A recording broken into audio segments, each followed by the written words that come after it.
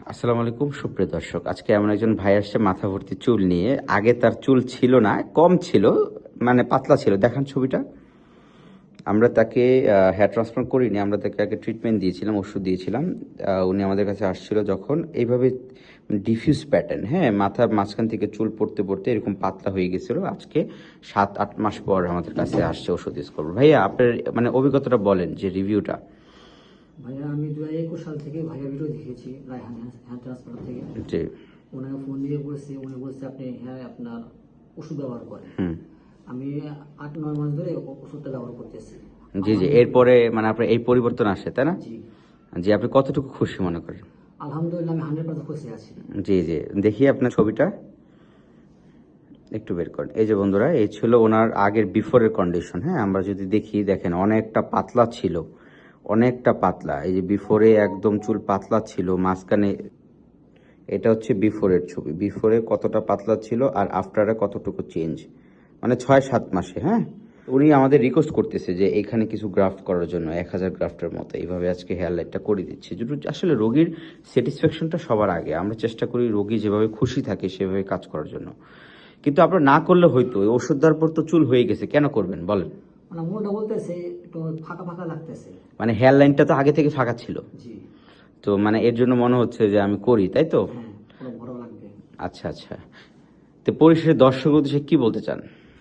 বলে যাচ্ছি আপনারা দাঁত থেকে দাঁতে মজা দিবেন আপনার আগের থেকে। হুম হুম ঠিক আছে, আপনার ভাববেন আমি চুল পড়ে গেলে আবার আসবো না, এটা আপনার ভুল ধারণা। হুম আপনার চুল পড়ার থেকে আপনার আসতে হবে। হুম এই আমি আগের থেকে ডিলামি করেছিলাম, হুম। না অবহেলা করেছি। পরে 7-8 মাস থেকে ট্রিটমেন্ট নেওয়ার পরে ভালো হয়েছে না? জি ভাইয়া আমাকে সাজেশন দিয়েছে, ভাই আপনি আসেন। যে ভাইয়া আমি কথা মনে আসছি, ইনশাল্লাহ আপনার ভাইয়া দোয়ার থেকে আলহামদুলিল্লাহ আল্লাহর রহমতে ভালো হয়ে গেছে। জি জি জি।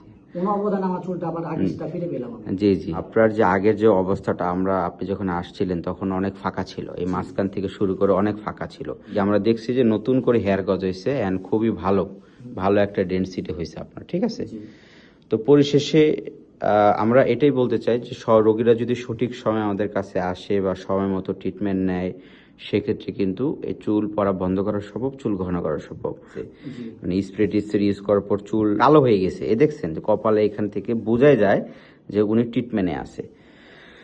যাক, আলহামদুলিল্লাহ, ভালো লাগলো। 1 বছরে যদি চিকিৎসা না নিতেন সেক্ষেত্রে কি হইতো?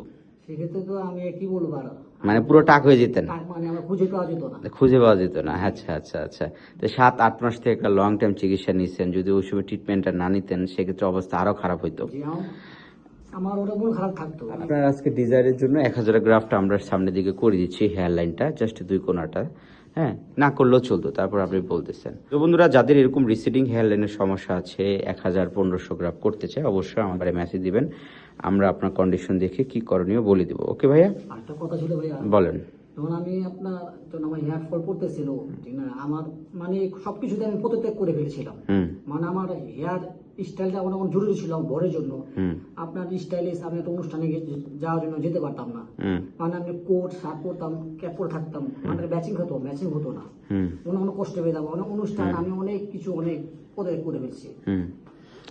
তাহলে এই ট্রিটমেন্ট করার পর থেকে তো আর মানে এই সমস্যাটা হয় নাই। এখন তো আলোর মতো আমি বিন্দাস চলাফেরা করতে। ঠিক আছে বন্ধুরা, আসেন দেখি ওনার 1000 গ্রাফট করার পর কি একটা অবস্থা হয়। সো বন্ধুরা, দেখতে পাচ্ছেন আমরা তার হেয়ার ট্রান্সপ্লান্ট সম্পূর্ণ করেছি।